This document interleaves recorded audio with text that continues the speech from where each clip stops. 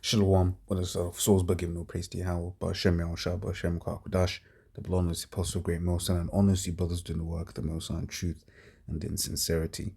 Yahweh's real name, with whom world ignorantly calls God Jehovah. Yahweh, his real name is Yahweh. The Son's true name is Yahweh Shai. And when we pray Yahweh, Ba Hashem, Yahweh Shai, but meaning in, meaning then Sham, meaning names, Yahweh, and the name of Yahweh Shai. It's a quick one. I was reading through Ecclesiastes yesterday.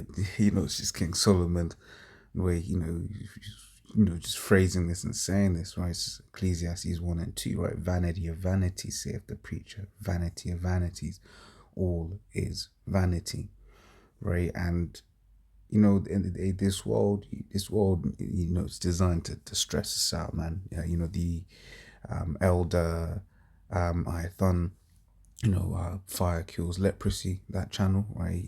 I just started it. Lord's all gonna finish that video, but even just from the intro, it was like a Khan, from the title as well, Esau's basically exactly forget how it's phrased, right? But basically like Esau's to stress Jake out, and this world does stress you out. Right? At the end of the day, Mark turned 10. This ain't a place of our rest.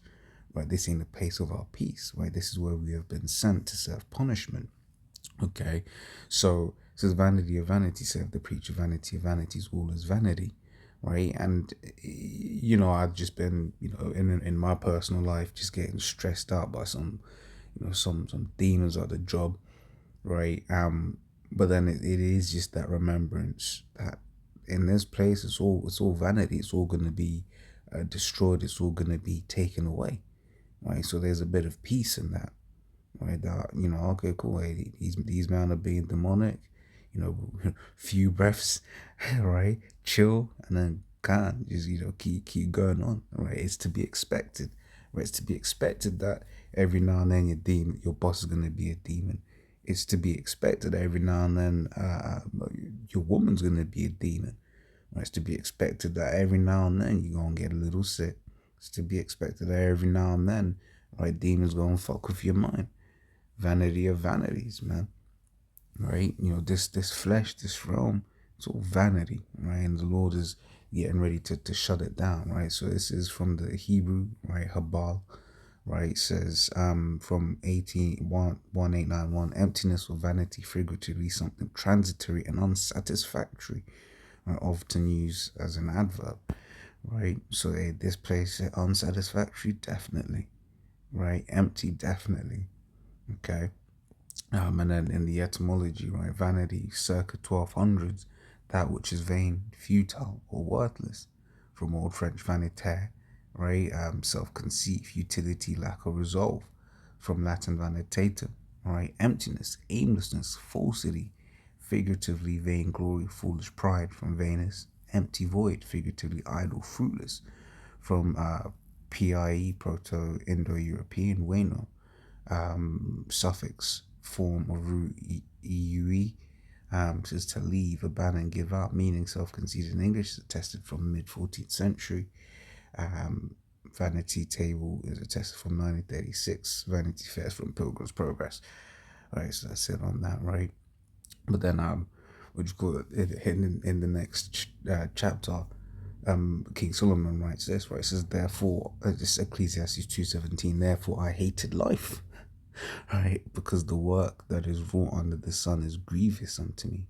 For all is vanity and vexation of spirit, and our vexation of spirit in this world, this world is full of vexation of spirit, right? For one, we're around these people that just, have they're weird, right? They got demons on them, right? The righteous spirit we have just doesn't gel in this world, right? You might be just talking to someone and they'll just talk, then they'll just start talking some off shit, right? So I'll read that again. It says, therefore I hated life because the work that is wrought under the sun is grievous unto me. Sounds like lot, right? Also says in Ecclesiastes 7:7, right? Surely oppression maketh a wise man mad, right? Because what we're seeing, right, just as the same account of Lot, right, vexes our soul. It says, yet, yea, I hated all my labor, which I had taken of the sun, Slack, because I should leave it unto the man that shall be after me. Right? So everything that we do outside of this truth is all vanity. Right? Like, luckily for us, this is the end. Right? But you look at those, for instance, even with King Solomon, right? You build all that wisdom, you leave it to your children. You don't know what your children are gonna make of it. You don't know what they're gonna do with all of the things that you have labored for. And that was the point that King Solomon, was making here, right? And I'll grab this one, right? It's Second Peter 3:11. Seeing then that all these things shall be dissolved, what manner of persons ought you to be in all holy conversation and godliness? Now I get this because ultimately everything is going to be dissolved, especially for brothers that live in the States, right?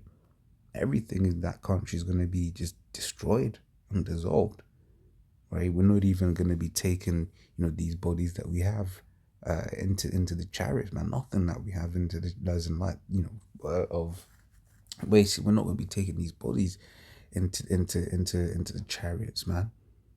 Right? No riches, no all of that, right? Hey, the Lord may have mercy, may take our families with us, right? But that's about it. Okay. So then it's just like just looking around and just thinking, what does it all mean? It's all vanity. You can work hard, get yourself a nice car. There's nothing wrong with getting a nice car. But guess what? It's gonna be destroyed. It's gonna get burned up, right? Getting annoyed at your boss, whatever have you, which I say this and then I'm gonna go to work later on, and my boss is gonna annoy me and it's gonna vex my spirits. I'm not saying, that, yeah, one should not feel a certain way, right? But once again, it's just the fact that remembering that it is all just vanity, right? And that that they, if the Lord don't have mercy on that boss, and especially if they are a heathen, they're gonna be destroyed. That business is about to be destroyed. We see what's happening with the banks, right? So a whole lot is happening, right? And then just to finish on this point, my favorite scripture on this particular point of, just maneuvering in this society, right? In the spirit that we should maneuver in the society. It's the second Ezra 16:40.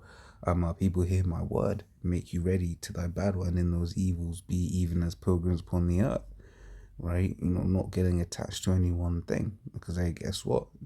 Especially if you're in the land of America, right, or one of these major cities around the world, say London, for example, where we are, right? Guess what? Hey, London's gonna get touched. You can get all in love with your home or whatever. Add in the cushions and all of that sort of stuff. Which once again, ain't nothing wrong with that, right? I'm just making a joke, but it's understanding that there's gonna come a time that we gonna get taken out of our houses, which it goes on into that in the 70th verse onwards, right? It says, he that selleth, let him be as he that fleeth away, and he that buyeth is one that will lose. He that occupieth merchandise is he that hath no profit by it, and he that buildeth is he that shall not dwell therein, right? Because it's, we're building into a society that is, about to be destroyed. We're doing things in a society that is about to be destroyed, right? So Akim or some Akim are have more of that entrepreneurial spirit than others. For them they may do a little something, but the understanding is it's all vanity. It's all going to be destroyed, right? It says, he that soweth as if he should not reap, so also he that planteth the vineyard is he that shall not gather the grapes. They that marry as they that shall get no children, and they that marry not as the widowers, and therefore they that labor in vain, right? So as always, Lord, those edifying. Until next time we say, Shalom.